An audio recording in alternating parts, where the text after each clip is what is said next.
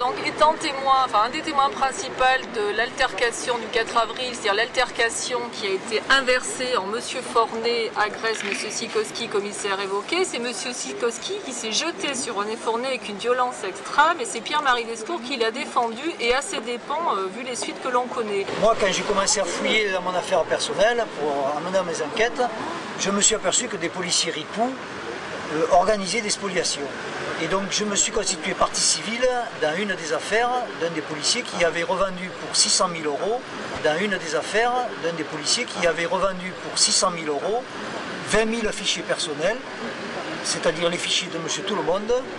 Et donc je me suis rendu compte qu'en fait ce gars-là bénéficiait de protection. Par exemple, pour ces 600 000 euros, il a été condamné seulement à 3% d'amende. C'est-à-dire en gros, quel braqueur de banque on lui demanderait de restituer que 3% du butin qu'il a encaissé.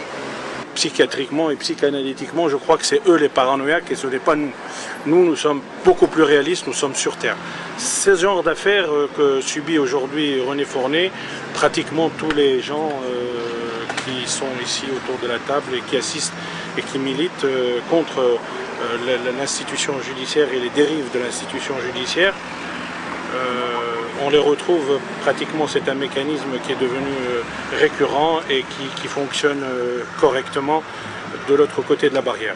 Là, ils ont commencé à voir rouge tous. Ils se sont dit merde, il amène les pièces, il se défend tout seul, donc on ne peut plus intercepter les pièces. C'est comme ça qu'ils en sont arrivés à me faire tabasser sur le parvis du palais de justice. S'il y a quelque chose à prélever et que ça vous donne bonne conscience, mais vous n'aurez pas la liberté de penser. C'est rendre la vie impossible à un justiciable, à transformer le justiciable victime en coupable et en se basant sur le principe suivant, c'est que la justice ne juge que du papier.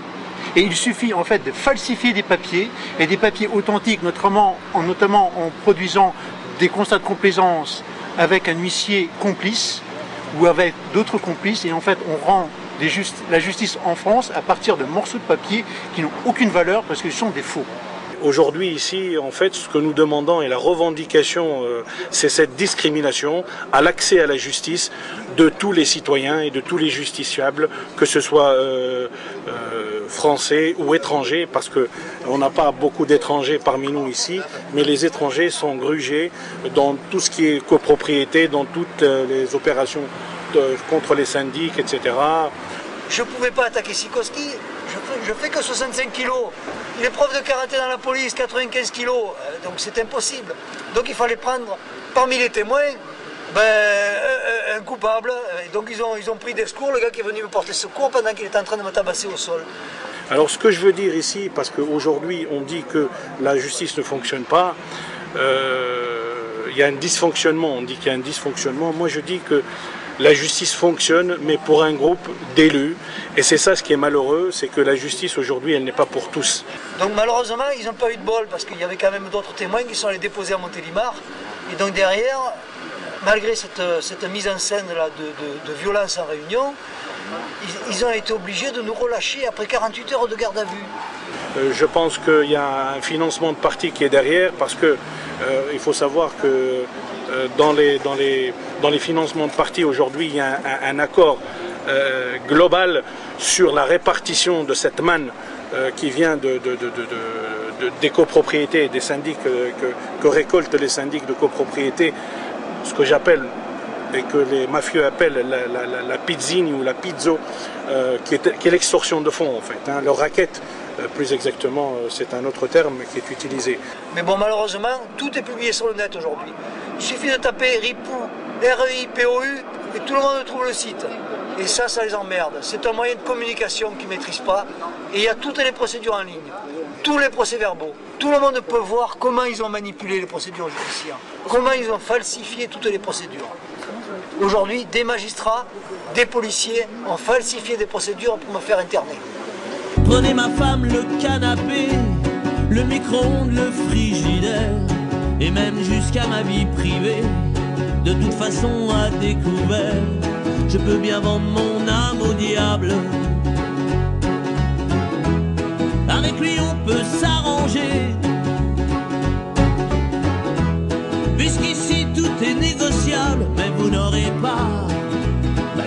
liberté de penser. Il n'y a pas que les corps de francs-maçons ou les corps d'avocats ou les corps de magistrats ou les corps d'experts, etc. Il y en a bien sûr, il y a des bons et des mauvais partout. Ce qui est regrettable, c'est qu'aujourd'hui, il n'y a pas un anticorps. Il y a des corps qui sont des virus pour moi, et pour les gens, je suppose, qui sont là, et pour moi qui milite contre toutes ces discriminations, il faudrait créer des anticorps. Et ces anticorps, je pense qu'il y a des graines, il y a de bonnes graines pour les faire. Votre système de justice, système de gouvernement n'est qu'un gazage judiciaire, laissant des corps sans âme. Et le système, c'est cela. Si un mot qui résume toutes ces malversations et toutes ces escroqueries, toutes ces extorsions de fonds, c'est le blanchiment d'argent. C'est pour ça qu'on trouve des opérations un peu qui se répètent comme ce qu'on vient de parler. C'est le blanchiment qui est la manne, c'est le crime organisé et le blanchiment en est donc le moteur. Je me présente souvent dans les tribunaux avec un uniforme qu'on appelle un uniforme et que je dis c'est l'uniforme des paranoïaques. Parce que chaque fois qu'on essaie de s'exprimer, nous sommes des paranoïaques.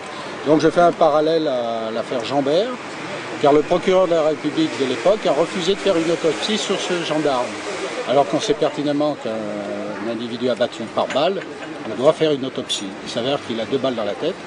Donc je suis un peu inquiet que les 3 composantes de l'État, la police, la justice, marchent ensemble. L'armée, on a abattu un des leurs. Alors je voudrais savoir, et surtout, l'armée, que fait-elle dans cette histoire? On a quand même abattu un des leurs. Et dans un pays où on se met à battre un gendarme à bout portant, bout touchant, je me dis que la démocratie est vraiment, vraiment en dérive. C'était sur quelle affaire? C'est sur l'affaire d'Émile Louis, le tueur de Lyon, des enfants handicapés, ainsi de suite. Donc ce gendarme en question, il y a eu des émissions, des enquêtes de journalistes. Et ce gendarme avait des dossiers compromettant des personnalités. Ce dossier a disparu et il s'est donc suicidé, dépression nerveuse, parce qu'il ne pensait pas que l'État fonctionnait à ce point-là. Il a fait une dépression nerveuse et on a mis ça sur un suicide. Mais suicide par balle, moi qui fais du tir au pistolet depuis des années, j'ai rarement vu, à part un pistolet mitrailleur, le 93R ou un fusil mitrailleur, on peut se tirer plusieurs balles dans la tête. Là, je demande et je pose vraiment la question, l'armée, que fait-elle? Elle a l'occasion de redorer son blason. C'est vrai que pendant la guerre d'Algérie, l'armée a été compromise dans de la torture, ainsi de suite. Il faut qu'elle qu'elle redore ce blason. Elle a l'occasion aujourd'hui de reprendre en règne le pouvoir, parce qu'il y a vraiment une dérive alarmante de la magistrature, des policiers, comme mon camarade vient de dire, des ripoux, ainsi de suite. Il faut faire quelque chose, la démocratie est en danger. Je peux vider mes poches sur la table. Ça fait longtemps qu'elles sont trouées. Baissez mon froc, j'en suis capable, mais vous n'aurez pas la liberté de penser.